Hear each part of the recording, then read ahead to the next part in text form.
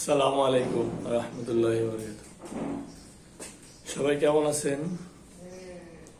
আশা করি সবাই ভালো আছেন। দেশ ও প্রবাস থেকে যারা দেখছেন তাদেরকে অসংখ্য ধন্যবাদ আমার চ্যানেলের সাথে সবসময় যুক্ত থাকার জন্য। কারণ আপনারা যারা এই ব্যবসা করতে যাচ্ছেন বা ব্যবসা পছন্দ, তারা আমার নিয়মিত ভিডিও দেখছেন এবং আমার সাথে যোগাযোগ করতেছেন, বিভিন্ন পরামর্শ নিতেছেন। সেজন্য আমি অত্যন্ত আনন্দিত। তবে খারাপ সংবাদ হচ্ছে, আরো একটি অভিজ্ঞতা শেয়ার করব আপনাদের সাথে। সেটা হচ্ছে নতুন উদ্যোক্তা যারা হয়েছেন অলরেডি এই জুতার ব্যবসায়, তাদের জন্য, বা সামনে যারা জুতার ব্যবসা করতে যাচ্ছেন তাদের জন্য এই পরামর্শগুলো খুবই জরুরি ও কার্যকরী। তো জুতার ব্যবসা বিভিন্ন জনে বিভিন্ন রকমের শুরু করেন। দেখা যাচ্ছে ইউটিউবে একটা ভিডিও দেখে ব্যবসাটা শুরু করেন, তেমন কাজ শিখেন না, আবার কেউ কাজ শিখে শুরু করেন। তো এখানে আমি যে কথাটা বলতে চাচ্ছিলাম সেটা হচ্ছে, আপনারা জুতার ব্যবসা শুরু করে আপনার রেগুলার প্রোডাকশন করেন না। রেগুলার প্রোডাকশন না করাতে কি কি সমস্যা হয় আপনাদের আমি বলি। প্রথমত, আপনি প্রতিদিন যদি প্রোডাকশন না করেন সেক্ষেত্রে আপনার কাজের যে ব্যবসা যা করবেন কাজের স্পিডটা কমে যায়। দ্বিতীয়ত, আপনার দৈনিক যে আপনার একটা আয় ব্যয়ের একটা হিসাব আছে, যেমন আপনার দৈনিক যদি 500 টাকা ব্যয় করা লাগে, সেক্ষেত্রে আপনাকে জুতা বিক্রি করেন বা না করেন, আপনাকে সিদ্ধান্ত নিতে হবে যে আমি প্রতিদিন কত ডজন জুতা করলে আমার দৈনিক যে লাভ, মানে আপনার ব্যয় খরচ, এইটা হবে। কারণ আপনি প্রতিদিন জুতা তৈরি করবেন না প্রতিদিন বিক্রি করবেন এমন কোনো কথা না। কথা হচ্ছে আপনি দৈনিক প্রোডাকশন চলবে আপনার। দেখা যাচ্ছে আপনি 10 দিন একাধারে প্রোডাকশন চলছে, কোনো বিক্রি নেই। দেখা যাচ্ছে আপনি 10 দিন পরে আপনার এই 10 দিনে যা মালামাল তৈরি করছেন সব একদিনেই বিক্রি হয়ে যাবে।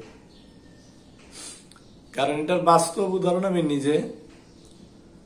আমি যখন প্রথম শুরু করছি, তো আমি কিন্তু দৈনিক প্রোডাকশন করছি এবং আমার যে দৈনিক যে খরচ, এটা আমি কিন্তু ওখান থেকে নিয়ে আসছি, এবং যদি না হয় তাহলে আমি খরচটা কম করছি এবং দৈনিক প্রোডাকশন করছি। দেখা যাচ্ছে 10 দিন 15 দিন মাল বানাইছি, একদিনই সেল দিয়ে দিছি। আর এটা অবাস্তব কিছু না, এটি মানুষের প্রয়োজনীয় জিনিস। শুধু আপনাকে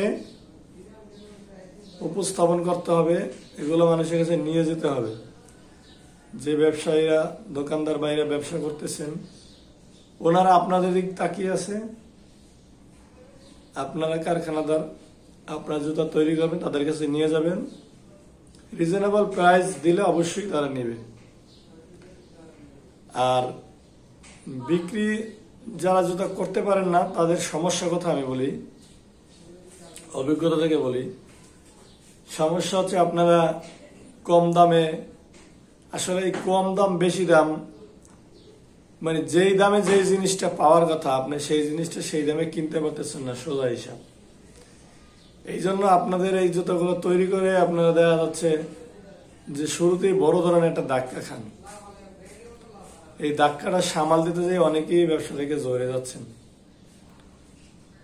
তো ব্যবসা এমন একটা জিনিস, আপনি যত হোঁচট খাবেন তত আপনার এখান থেকে শিক্ষা হবে এবং আপনার সফলতা আরো সামনের দিকে তাড়াতাড়ি অগ্রসর হবে।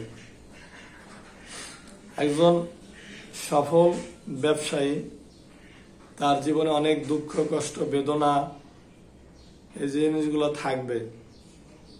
যখন আপনি পরিপূর্ণ সফলতা অর্জন করবেন তখন এই কথাগুলো শেয়ার করবেন। তা না হলে আপনি এই সফলতার যে একটা অর্জনের যে একটা মজা, যে অনুভূতি, এটা আপনি প্রকাশ করতে পারবেন না।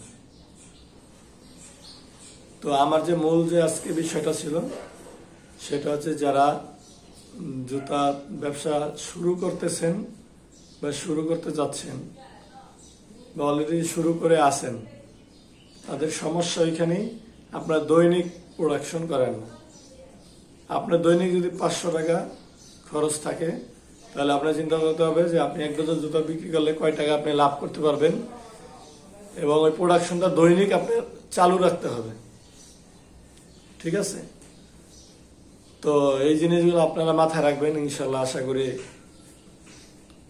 আপনাদের কোনো সমস্যা হবে না। আর যদি কোনো ধরনের সমস্যা হয় বুঝতে বা জানতে, আমি তো আছি, আমার সাথে যোগাযোগ করবেন। আমার পক্ষ থেকে আমি যতটুকু আপনাদের ফ্রি পরামর্শ দিয়ে দেব। আর যারা এই জুতার ব্যবসা করতেছেন, আপনাদের যারা আর্টিফিশিয়াল জুতা পাশাপাশি চালাতে চাচ্ছেন, তারা আমার সাথে যোগাযোগ করবেন। আমার ভিডিওগুলো দেখবেন, আমার আগেও ভিডিওগুলো দেওয়া আছে, দেখবেন আর্টিফিশিয়াল জুতার ভিডিও। আমার চ্যানেলটা ভালো মতো ভিজিট করবেন আপনারা, সেক্ষেত্রে আপনাদের জন্য লাভ হবে। আপনাদের ব্যবসার সামনের দিকে এগিয়ে যাওয়ার অনেক সহযোগিতা আপনারা পাবেন। তো ভিডিও বড় হয়ে যাচ্ছে, পরবর্তী ভিডিওতে আপনাদের আরো গুরুত্বপূর্ণ বিষয় নিয়ে আলোচনা করব। সবাই ভালো থাকবেন। আসসালামু আলাইকুম।